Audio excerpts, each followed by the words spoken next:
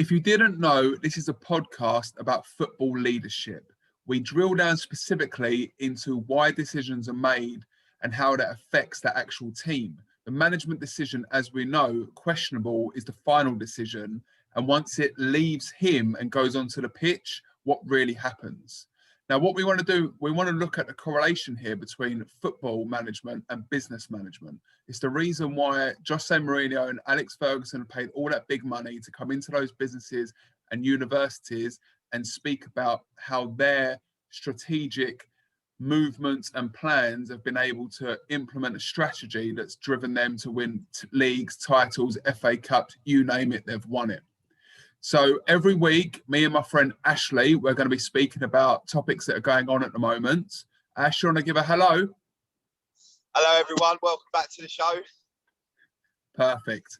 Now, as I said, we're going to be speaking about different topics that go on, not just in the Premier League, but actually across other leagues as well. And I think it's really interesting here because we're in the office, we're around people, and we're either leaders ourselves or we're being led by others. And are they making the right decisions? And are we making the right decisions for our teams? And there's so much we can learn from these managers which are doing it day in, day out. So I'm going to get the ball rolling here. And I want to speak about an ex-manager of mine who is Antonio Conte for Chelsea. He came as a manager from Juve, won the league there, which was just seen as pretty simple for Juve. Came in for Chelsea, won the title in the first season, and it was seen as, oh, we weren't in a cup competition, so, you know, it was simple for him to do it. And then he went away after having a bit of butt heads with people, and then he's gone to Inter Milan, and the title isn't tied up yet, but it looks like they could be breaking the run of Juve. So does Conte deserve a bit of credit for what he's actually been doing? Ash, what are your thoughts? I think Antonio Conte is a great manager and he doesn't get enough plaudits. Didn't he come to Chelsea and win the league in his first season? Exactly. But they said because he was out the cup. Yeah, because he was out the cup, they said, oh, you know, it was simple to do that because everyone else is contracting other trophies. It wasn't simple to do that, though, was it? Because he inherited a team that was completely disillusioned with Jose Mourinho. They've all lost their heads, and he's come in. And the biggest turning point is that Arsenal game where I think you lost 3-0, and then you just went on the most craziest run ever. And won 13 games in a row and ended up just tying up the title by, I don't know, 6 or 7 points. It didn't go so well for him the next year, but he still won the FA Cup. Yeah, and he got sacked after winning the FA Cup, which just shows the expectation of Chelsea, really, you know. But I think it's one of those managers that only has a short amount of time at a club before he starts rubbing people up the wrong way. Unfortunately, he is that sort of character. But yeah, listen, if you know, he's gone to Inter Milan, they're up against Juventus, who win it every year. Juventus still buying great players. You know, he's made Lukaku look like, you know, the best striker in the world. When at United, you know, he was on the fringes. Yeah, that was going to be what I was going to talk about. Like, not just Lukaku, even Sanchez is banging in the goals. So what is he doing? All of a sudden, Lukaku now is probably a top 5 striker in the world, and Sanchez is scoring. I mean, you wouldn't have had either of those two in the lineup for United with their layout, their plan. Nah, and I still wouldn't have Sanchez, but I would have Lukaku back at this time because, you know, we can't hit anything past the barn door. Yeah, it's interesting though, isn't it? I mean, different players suit different structures, like formations. Yeah, and also I think as well, you talk about leadership and management. If you're leading an office and all that, and you headhunt someone and you say how much you want them and you're my guy, you know, I want you, you know, they're going to be like amazing. They're going to do their best for you. And that's what Lukaku was. Lukaku was that guy. Yeah, he definitely seems to be getting something out of him, and he's definitely a temperamental player, Lukaku. But it seems like he's doing the right thing. It would be nice to be a fly on the wall and understand exactly what that is, because if you can get that with players that have been, remember, Lukaku was at Chelsea. He got sent off to West Brom. He then delivers at Everton. That's when United bought him. And he was still banging in goals, Lukaku, but it just wasn't enough, or it wasn't, the showbiz and the glitz and glam of what a United player can be seen as. Yeah, I could talk all day about United and whatever, but he just wasn't the front man for us. He had a poor first touch, and he just couldn't hold up the ball that well. Yeah, interesting. I'd like to see him go on and do it into Milan, like just to prove everyone wrong, really. Lukaku, Conte, because if he wins the league, that could get him right back up. Because Inter Milan were Europa League at best. So now all of a sudden he got back in the Champions League. They went out in the group stage, I know that, but they could be on for the title here. I think they're 10 points ahead of Juve now. Yeah, something like that, and they're a few points ahead of AC Milan. AC Milan, yeah, nice. It's on, game on, which is rare for the Serie A, because normally Juve just been running away with it for years. There you go. So going on to the next point now. Not everyone might have seen this, because not everyone probably knows of Newcastle. I mean, we know Newcastle from 20, 30 years ago with Keegan, and I would love it. That's literally the peak. And then Sir Bobby coming in and having a bit of Champions League run. But literally, Newcastle been nowhere to be seen the last 10 years or so. And the reason why I want to talk about this is Steve Bruce, who's the manager. In the 85th minute or something, he brought on a player called Matt Ritchie, and he gave him a message. And when Matt Ritchie went onto the pitch, he then ended up causing such madness that Wolves ended up scoring a goal. And Steve Bruce ended up publicly blaming Matt Ritchie for that. So what are your thoughts on that? My thoughts are, I know it's football, but and also there's been a bust up in the training ground. There's been a lot of stuff said like the next day, and Matt Ritchie's come out and apologised. It's very, whose fault was it? Was it the manager's fault for not getting his information out there quick enough, or was it a wrong decision to bring, or change whatever he wanted to change? It's a difficult one, but as a manager, he's the one that ultimately gets the blame, because he's in control of the situation. He's making the changes. And yeah, his member of staff, the player, didn't do it quite to what he wanted. To be honest, I've looked at it a few times. It's a real difficult one to call. But what is not nice is when watching the interview with Steve Bruce, and now they've got they've got leaked information. Yeah, leaked information. A mole in the camp, and now it's just getting silly. And who leaked it? Is Matt Ritchie going to even play again for Steve Bruce? I know he's apologised, but maybe Steve Bruce has had enough. And the fact that they got a mole there as well, and someone has leaked it, it's unfortunate for him, and it's a hard job he's got anyway, managing a club that has expectations, but he works on the tightest budget, and he's got a bunch of championship players. Well, there's two things here, really. First of all, does it all fall on the sword with Steve Bruce if everything happens on the pitch? And second of all, would you call a player out in the public for saying that he's got this wrong? Do you think he handled that the right way? Well, usually when a player gets called out, usually they're just not playing well or something like that. So calling a player out for this is, a bit bizarre. This is the ultimate debate of the modern age of football, isn't it? you know, are players too like snowflakes. You know, you dare call a player out or you dare say anything about them because, you know, they'll get the hump and they can't then perform or anything. Yeah, you know what? Matt Ritchie's made a mistake, so he's called him out. You know, Steve Bruce is an honest old school manager. And he's also an ex-player as well, and a very good ex-player at that. So, you know, he's called him out. That's it. Matt Ritchie's got to take it on the chin and get on with it. Yeah, I mean, with Matt Ritchie, he's not a 20-year-old kid. He's 31. He's a Scottish international. I think it's just all come on top of him because he used to be playing a lot for Newcastle, and he's probably one of the star players there, if that can be seen as a star player.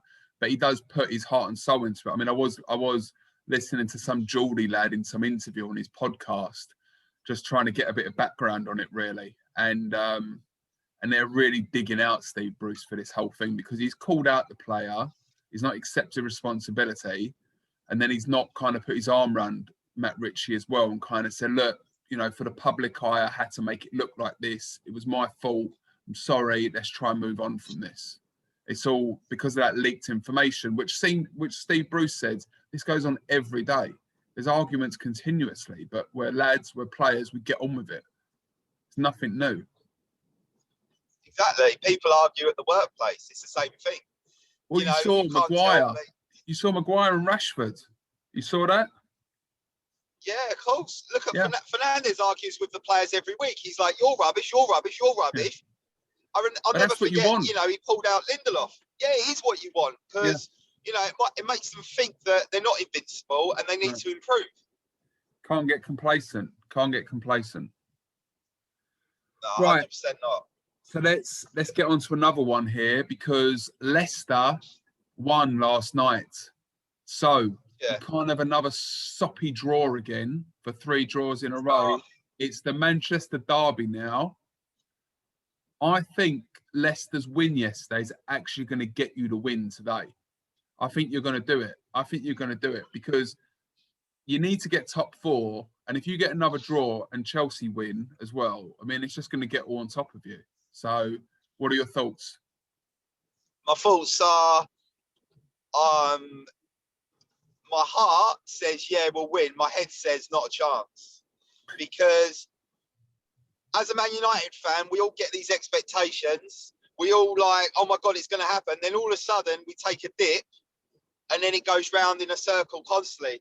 Our hopes go up, then they come down, then they go up. Ollie's going into a game where for the last 9 games, he's won 3, lost 1 and, drawn 5. Yeah. I mean, Crystal Palace, Chelsea. I mean, it's not just about us not scoring; it's the way we're playing, you know. And then we talk about management and leadership. What on earth is he teaching these players? Is he teaching Marcus Rashford to run in a straight line? Does the geezer not know how to shimmy left and right? Does he not understand? You know, if there's a brick wall in front of you, go around it. I mean, I speak to my mates as well about it, and it's so frustrating to watch. Every time Rashford gets the ball, he runs straight. I mean, and I'm not just picking Rashford out, you know, but just the whole. I mean, it was the most boring game to watch. That and Chelsea. All right, Chelsea, you're away. All right, yeah, it's a good point, whatever. But you know, if we don't win against City or we draw, then you know, Chelsea are on a form. Liverpool are going to come back. Leicester are there. We've gone from having top 4 sewn up by 9 points, possibly, to now being in a top 4 race. Yeah. You know, and we should be well clear. And there's 10 games to go. So what are we going to do? Yeah. And if West Ham get a bit of belief in themselves, they could be in the mix as well. Please, leave me alone with West Ham. Do me a favour. I think it'll be the biggest. West Ham are going to do is blow some bubbles. I think it'll be the biggest comeback of like in football if Dave Moyes pips you to top 4. That would be the best ever comeback. Well, you know what? Just like Everton are a game in hand. Everton win that game in hand. They're 2 points behind us. Yeah, exactly. Game on. I think. Which manager's going to pull it out? Which manager would you want chasing down that top 4? Ollie's been in this position before last year and he done it. Yeah. But the problem is with Ollie, he's a better chaser than he is staying in a position. I feel like when we get in a position, he can't keep it. No. I mean, 6 weeks ago, we were talking about United top of the league. Yeah, now I know, but any real United fan would say we're not going to win the title. And I saw what City were going to do. I agree.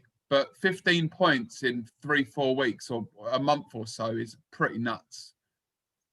Yeah, you know. Mad. So you're saying, what's your heart saying? What's your head saying? My heart is saying, yeah, we're going to win and pull Sonny out and all the players are going to be 100% on top form. And my head is saying we're going to get spanked 3-0. All right. Well, I just want to take you back to Arsenal unbeaten, 50 games, and you ended up doing them. So I think you're going to do them today. I think you're going to do them. You know what? As a Chelsea fan, that's very kind of you. Yeah. Well, look, we beat Liverpool. So who have we got? I can't remember who we got now. But yeah, we beat Liverpool. So I'm happy with that. And we go on. We move on. Right. Next. Here he is. Let's go. You've asked this question. So is it for me to answer or is it for you to answer? Let's have a little discussion. So should we? Okay. So Ash put a question forward, and he said, Arteta or Solskjaer, who is better at the moment, or who's doing a better job? Was that it? Yeah, I copied this one from TalkSport. Okay. All right. I mean, look, I was looking at some numbers. You know, you got to go to the stats, haven't you? But Arteta's won a trophy already. Actually, my thought on this was, let's take away the numbers. Let's take away everything. If you were to put those two managers in different teams, so Solskjaer didn't have the history of United, yeah, who would do a better job?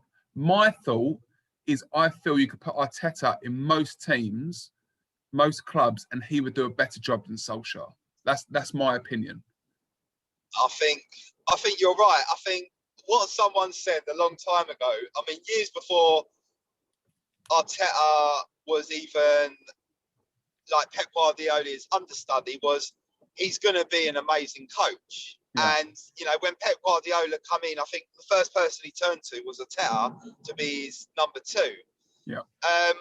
The only way I could sum it up is Arteta is a better coach, but Ollie's a better manager. And what I mean by that is Arteta is good at working individually with the players to maybe improve them and do things, whereas Ollie's a better manager, managing a group, getting them up for games, getting them going, you know, dealing with decisions, getting rid of players, doing this and doing that. I mean, you know, that's my personal opinion. I think one's a better coach, the other's a better manager. And I feel, you know, Arteta is doing a good job at Arsenal because, oh my God, has he got some rubbish there. Yeah. You know, I mean, who remembers what Patrice Evra said on Sky Sports when he was watching a football game with Henry and Arsenal were playing? Yeah. And, you know, they do the lineup and Granit Xhaka's playing and Henry goes, right, we're not watching it. And he turned off the TV. Yeah. Yeah. And what did Granit Xhaka do yesterday? I mean, it was pretty nuts. I mean, nothing makes me happier than Arsenal losing or drawing, though. So I'm happy. But what I think with Arteta is, you know, he has a plan. You know, he has a blueprint of what he wants to do. I still don't think that Solskjaer has that. No, and he's a lucky manager. He's got a lot of luck. He's trying to play a certain way.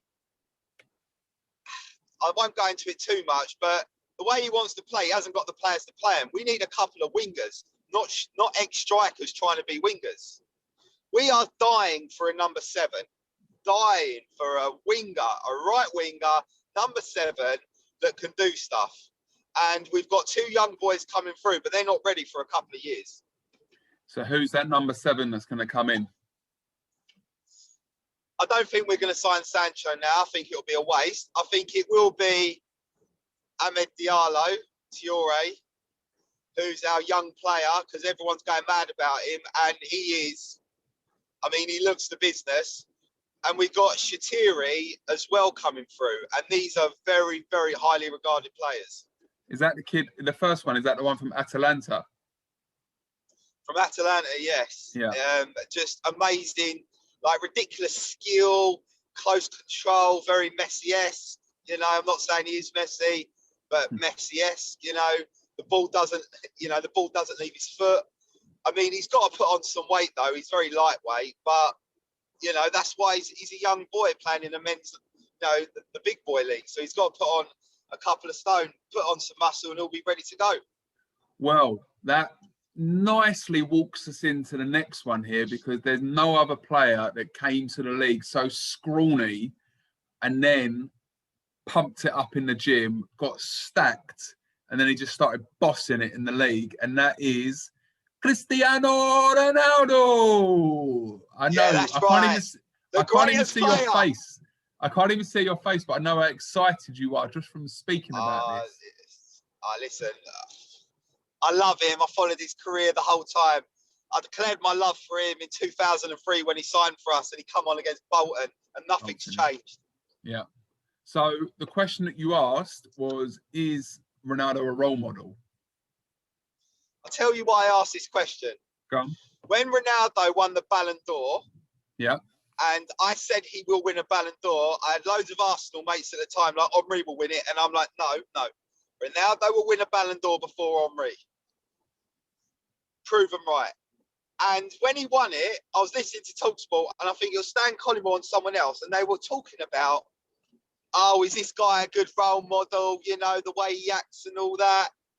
And it just infuriated me. And I remember going on the show, and, you know, Stan Collymore like, oh, what, you know, he's not a good role model. I'm like, why is he not a good role model? The geezer just won the Ballon d'Or. He's won it through hard work, dedication, and sacrifice. How is he not a good role model? And then you go on 10 years later, people realise now the sacrifices he makes to be that good. Yeah. Yeah, I think not only does... Go on. No, I'm just saying, sorry, he's the absolute role model. You know, like, you learn so much from the guy's dedicated to football. The geezer's 36 years old. Apart from Ibrahimovic and Buffon, how many other 36-year-olds are playing at that level? He's the same age as you. Exactly. And born the same month. He must be very lucky to be the same age and the same month born as you. He messages me every day, says I'm grateful. Oh, I bet he does. I mean, with this role model thing, I think he acts. If you act like he acts, like I think he doesn't tell people. He shows them. He shows them how to be a role model. You know. And what I really loved was in the Euros when he was injured for the final, and he went on the touchline. And he wanted it so badly. You could see he wanted it so badly. But, you know, you've seen him sulk before. Let's not get away from the fact he does sulk, but he wants to win so badly. But on that touchline, he was amazing. He pretty much was the manager at that point, because all you've got to see are those players that have come through now for Portugal, and it's pretty much all because of him. You look at that Felix, you look at Fernandes, you look at the all those players which are playing for Wolves. You know, like, that is an unbelievable team. Do they have a chance at a World Cup with him? Yeah, a much higher chance than what Messi does with Argentina, because he's inspired a nation. Yeah, no, 100%. I mean, he is, you know, with Messi, the biggest. Not only is he like Messi, the biggest football icon ever.